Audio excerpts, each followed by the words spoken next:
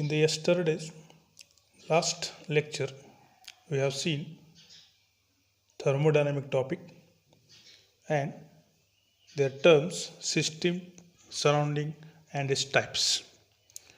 Today, we are going to start a new point, properties of system. There are two properties of system. Number one, extensive property. Number two, intensive property. Extensive property means a property which depends on the amount of matter present in the system. Means this property, it depends upon amount of matter. For example, mass, volume, internal energy, heat capacity and number of moles. That means extensive property is whose magnitude depends upon amount of matter. For example, mass. Mass it is kilogram, gram, volume it is liter, dm cube. That means this property must require amount of matter. That is called as extensive property. Number two, intensive property.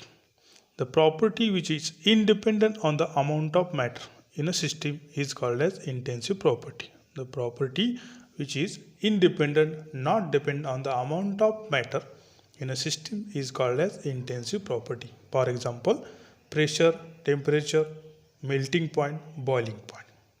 Now, explain these two terms.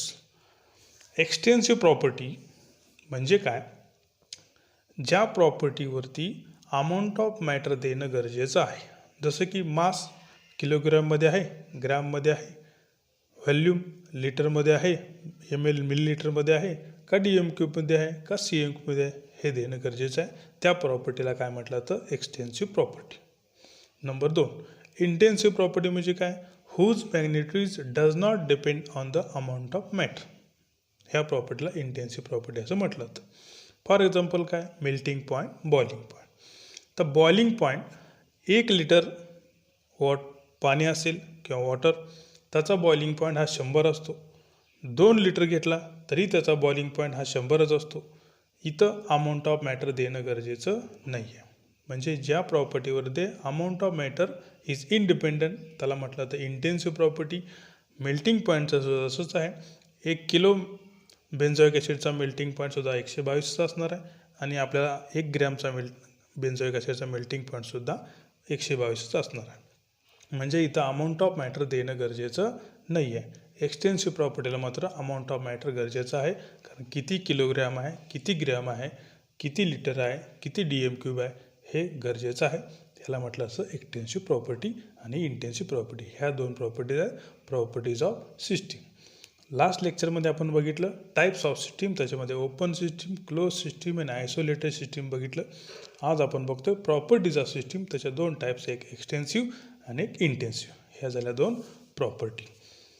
पुढचा point आपण बघतोय state of system. State of system म्हणजे काय? A system is described with the help of measurable thermodynamic properties. आता measurable thermodynamic properties कुठल्या? त्या macroscopic properties आहेत. Pressure, volume आणि टेम्परेचर. ह्याला म्हटलं तर स्टेट ऑफ सिस्टीम. त्याच्यानंतर येतो स्टेट फंक्शन. स्टेट फंक्शन म्हणजे काय?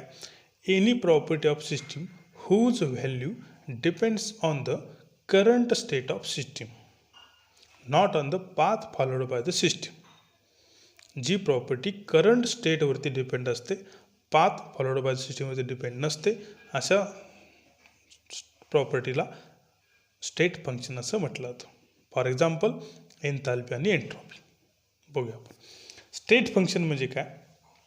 Whose value depends upon current state of the system. आता एक करंट स्टेट म्हणजे काय? तर वरच्या डायग्राममध्ये आपण बघू शकतो इनिशियल स्टेट, त्याच्यावरती P1, V1, T1 आणि N दिलेलं आहे. P1 1 बार दिलेलं आहे, ते तुमचं इनिशियल प्रेशर असेल. V1 1 dm क्यूब, ते तुमचं इनिशियल व्हॅल्यूम असेल. T1 temperature 300 kelvin. N म्हणजे number of moles. Change in variables, change of state, पुढं जाते रिॲक्शन. परत काय होतं? फायनल स्टेट आहे. P2 2 बार झालेला आहे. व्हॅल्यूम 0.5 dm क्यूब झालेलं आहे. टेम्परेचर कॉन्स्टंट आहे 300 केल्विन आणि खाली आहे ते नंबर ऑफ मोल्स. म्हणजे इथं इनिशियल आणि फायनल स्टेट हे त्याचे आहेत current state of the system. Initial state P1चं 1 बारचं 2 बार झाले, व्हॅल्यूम 1 DM³ 0.5 DM³ कमी झाले, टेम्परेचर कॉन्स्टंट आहे, इथं टेम्परेचर चेंज होणं गरजेचं नाही आहे. व्हॅल्यूम प्रेशर जसं वाढलं त्याचं व्हॅल्यूम वाढलंच पाहिजे असं नाही आहे. प्रेशर वाढलं की व्हॅल्यूम कमी होतं according to Boyle's law. State function ही व्हॅल्यू ही property of system whose value depends on the current state of the system. Current state कुठले आहेत तर P1 1 बार, व्हॅल्यूम 1 DM³, टेम्परेचर 300 आहे. दिस current state PVT. These are the macroscopic properties, measurable thermodynamic properties like pressure, volume, temperature, initial pressure P1, initial volume V1, initial temperature T1. These are the macroscopic properties, measurable thermodynamic properties. These are the current state of the system. After change variable, change of state P2, final pressure 2 bar, final volume V2 0.5, final temperature T2 300. These are also current state of the system.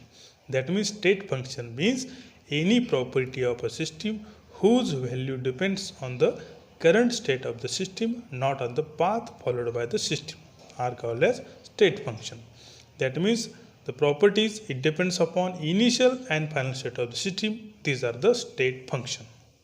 Identify whether it is state function or not. That is enthalpy. It is a state function. It depends on initial and final state of the system. Therefore, enthalpy is state function. Now, next one is a path function. Path function means the property which depend on the path followed by the system, not on the current state of the system. ही property ही path फॉलोवरती depend असते, current स्टेटवरती depend नसते. Path किती होतात A to B, B to C ह्याच्यावरती depend असणारी प्रॉपर्टी म्हणजे path function. For example, work and heat. Next point is process and its types. Process means a transition from one equilibrium state to another equilibrium state is called as process. Process म्हणजे आपण कुठली एखादी process म्हणतो, एका फॉर्मचं दुसऱ्या फॉर्ममध्ये conversion होणं म्हणजे ह्याला आपण प्रोसेस म्हणतो. जनरली भरपूर प्रोसेस असतात, त्यातली ही एक प्रोसेस आहे thermodynamically process. Process means a transition from one equilibrium state to another equilibrium state is called as process. Now, types of process. There are 5 types of process. Number 1, isothermal process.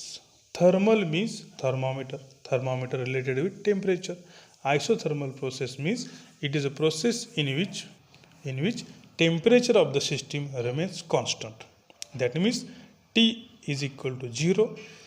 If temperature remains constant, then internal energy U is also constant. That is U is equal to 0. Isothermal process means it is a process in which temperature of the system remains constant. Number 2, isobaric process.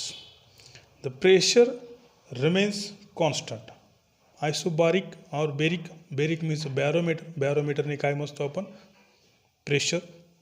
Means isobaric process means the pressure of the system remains constant during transformation. That is delta P is equal to 0. Number 3, isochoric process. Isochoric means volume. It is a process during which volume of the system remains constant. Isochoric means volume, that is delta V is equal to 0. Number 4, adiabatic process. Adiabatic process means a process in which there is no exchange of heat between system and surrounding. Yesterday we have seen in the isolated system. Adiabatic process means isolated system means no heat as well as matter exchange with surrounding. Matter आणि heat हे दोन्ही surrounding बरोबर exchange होत नाहीत. No exchange of heat between system and surrounding म्हणजे त्याचं example isolated system म्हणजे आपण थर्मॉस फ्लास्क बघितलं, तेच ॲडियाबॅटिक प्रोसेस आहे. Process in which there is no exchange of heat between system and surrounding are called as adiabatic process. Next last one number 5, reversible process means any process in which the driving force is infinitesimally greater than opposing force. Any process in which the driving force is infinitesimally greater than opposing force, and the process which can be reversed when opposing force is slightly increased, and the process is reversed when opposing force is slightly increased are called as reversible process. Reversible process म्हणजे दोन arrow असतात, एक forward आणि एक backward. Forward reaction fast होते इथं. Backward reaction कधी येईल, ज्यावेळी अपोजिंग फोर्स हा ड्रायव्हिंग फोर्सपेक्षा फॉरवर्ड फोर्सपेक्षा जास्त होईल, त्याच वेळी प्रोसेस रिव्हर्सिबल होईल, अदरवाईज ती इरिव्हर्सिबल रिॲक्शन होईल. म्हणजेच समजा एका बाजूला 7 मुलं आहेत, एका बाजूला 5 मुलं आहेत. 7 मुलं एका बाजूला ओढत आहेत, 5 मुलं कमी आहेत. त्या ड्रॉईंग फोर्स पुढं जाणारा फोर्स जास्त आहे, इकडून 5 आहेत, त्यांचा फोर्स कमी आहे. ज्यावेळी 5च्या ठिकाणी 7 होतील आणि इकडचे 5 होतील, त्यावेळी हा फोर्स काय होईल, रिव्हर्स होईल, म्हणजे रिॲक्शन रिव्हर्सिबल होईल. अदरवाईज जे 7 आहेत तेच काय करू शकतात, फक्त पुल करू शकतात. म्हणजे इथं ड्रायव्हिंग फोर्स हा अपोजिंग फोर्सपेक्षा जास्त आहे. ज्यावेळी अपोजिंग फोर्स जास्त होईल त्याच वेळी रिॲक्शन काय होईल, फास्ट होईल, त्याच वेळी रिॲक्शन रिव्हर्सिबल येईल. ह्याला म्हटलं तर रिव्हर्सिबल प्रोसेस. हे आहेत प्रोसेस आणि त्याचे टाईप्स. तर आज आपण बघितले properties of system, extensive property आणि intensive property, state of system, state of function, त्याच्यानंतर प्रोसेस आणि त्याचे टाईप्स.